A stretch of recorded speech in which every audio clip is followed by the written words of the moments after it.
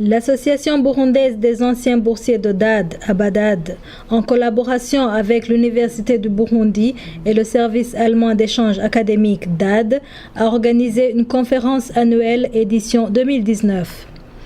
Cette conférence, sous le thème « Amélioration et mesure de l'assurance qualité dans l'enseignement supérieur », a vu la participation des autorités, des directeurs de l'assurance qualité dans les différents établissements d'enseignement supérieur burundais, tant publics que privés, des experts kenyans en assurance qualité.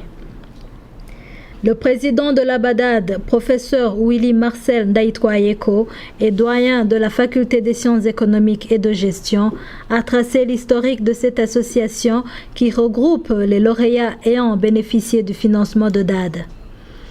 C'est une association agréée par le gouvernement du Burundi et qui compte 10 membres effectifs. L'ABADAD, en plus de rassembler les lauréats boursiers du DAD, elle a à son actif pas mal d'activités, notamment la recherche des bourses et stages pour les étudiants burundais, la mobilité des enseignants et des étudiants en Allemagne et leur employabilité, a souligné le président de la dite association. C'est une association qui regroupe les membres qui ont été sponsorisés dans les études par une organisation allemande qui s'appelle DAD. C'est une organisation qui regroupe toutes les universités, certaines universités du pays de l'Allemagne. Alors c'est une organisation mondiale qui soutient les pays dans l'octroi des bourses pour les masters et les doctorats, mais aussi dans le renforcement des capacités des enseignants de plusieurs universités dans le monde. Alors aujourd'hui, la BADAD, l'association burundaise des anciens boursiers de DAD, a organisé une conférence pour un peu recadrer l'assurance qualité dans notre université du Burundi.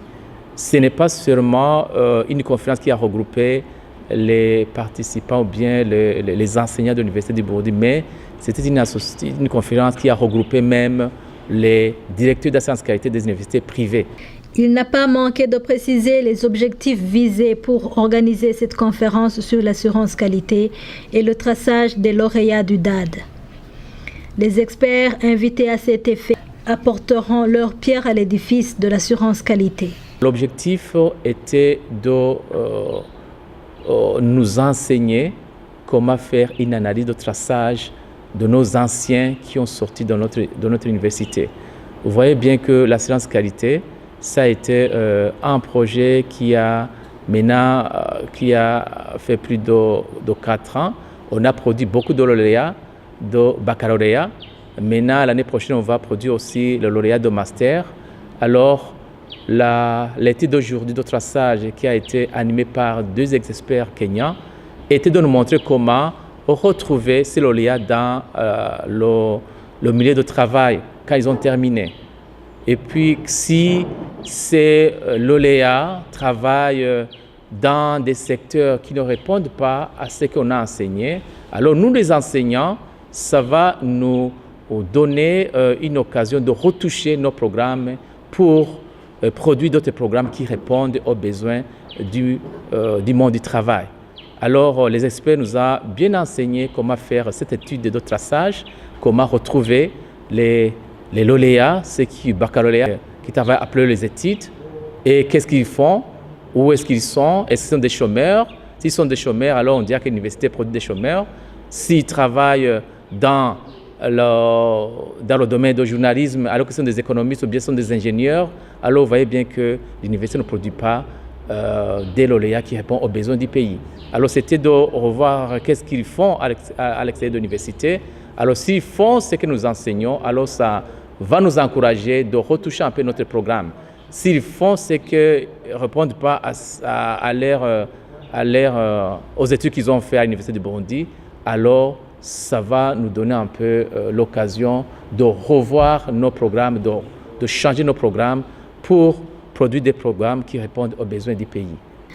Dans son discours d'ouverture, Madame le vice-recteur s'est dit ravie d'ouvrir les travaux de cette conférence qui est à la une dans l'espace burundais de l'enseignement supérieur. Elle a félicité le DAD qui promet un enseignement de qualité et une mobilité des enseignants et des étudiants. La présence de DAD est une aubaine pour les doctorants et ceux du master de l'Université du Burundi pour suivre leur formation ici ou ailleurs. À l'occasion de la tenue de la conférence nationale de l'Association burundaise des anciens boursiers de DAD, édition 2019, c'est pour moi une grande joie et un immense plaisir de participer à cet événement. Cette conférence est portant sur le thème de l'amélioration et mesure de l'assurance qualité de l'enseignement supérieur constitue une opportunité. Elle est vraiment la bienvenue à l'Université du Burundi de façon spécifique, mais aussi de façon générale pour tout l'espace burundais de l'enseignement supérieur. Et nous saluons la présence parmi nous des gardiens de la qualité dans nos universités. En outre, une rencontre comme celle-ci est une occasion pour l'Université du Burundi et pour d'autres universités d'ouvrir les horizons dans le domaine de la coopération universitaire et des échanges académiques, et qui est la mission première du service allemand d'échanges académiques DAD. Cette coopération se manifeste dans l'octroi des bourses d'études pour les niveaux post-universitaires, aussi bien pour le programme master que doctorat, mais également dans les programmes d'appui à la recherche et à l'assurance qualité. Dr Aloïse Misago, coordonnateur de l'enseignement de la langue allemande à l'Université du Burundi, est lui aussi revenu sur l'historique de DAD, qui est un organisme créé en 1925 et affecte un budget de 450 millions d'euros pour 130 000 bénéficiaires. Depuis, il s'est imposé dans le domaine de la coopération universitaire. La connaissance de la langue allemande avec tous ses atouts est une des conditions sine qua non pour accéder au financement de DAD, a souligné l'orateur. L'Université du Burundi, avec les autres institutions d'enseignement supérieur, doivent opérer une coopération interuniversitaire pour faire face aux défis de la mondialisation. Le DAD s'est imposé comme premier organisme mondial dans le domaine de la coopération universitaire. Et ces anciens boursiers se trouvent dans différents domaines, le domaine culturel, politique et économique. Pour ne citer que quelques chiffres, cette organisation compte 70 bureaux régionaux avec un budget annuel de quelques 450 millions d'euros et quelques 130 000 bénéficiaires à travers le monde. L'Université du Burundi, comme on l'a déjà entendu, a ainsi déjà bénéficié de plusieurs bourses d'études financées par le DAD depuis bien des années.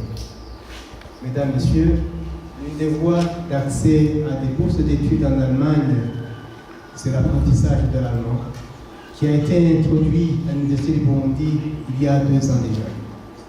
Aujourd'hui, quelques 150 étudiants et enseignants sont inscrits à différents niveaux du cours d'allemand. Cet apprentissage de la langue allemande va non seulement faciliter la coopération universitaire, mais aussi améliorer la qualité de l'enseignement à l'Université du Burundi, puisqu'il comprend prioritairement la formation des enseignants au niveau master et doctorat. En plus des bourses d'études et de recherche qu'il finance, le DAD fait aussi la promotion du partenariat universitaire entre les institutions d'enseignement supérieur. La coopération universitaire apporte les bénéfices collatéraux, en ce sens qu'elle développe la capacité des établissements à faire face aux défis de la mondialisation et à favoriser l'avènement de sociétés de la connaissance. Les travaux de la journée étaient riches en communication sur l'assurance qualité, à savoir l'état des lieux de l'assurance qualité à l'Université du Burundi, par le professeur Valos Runyagu et directeur de l'assurance qualité. Exigence de l'université pour entreprendre des études de traçage par professeur Anne Nangoulou. Préparation pour effectuer des études de traçage par le professeur Omar Egessa. Ces présentations ont été suivies par des questions-débats et des travaux en groupe pour enfin dresser une feuille de route.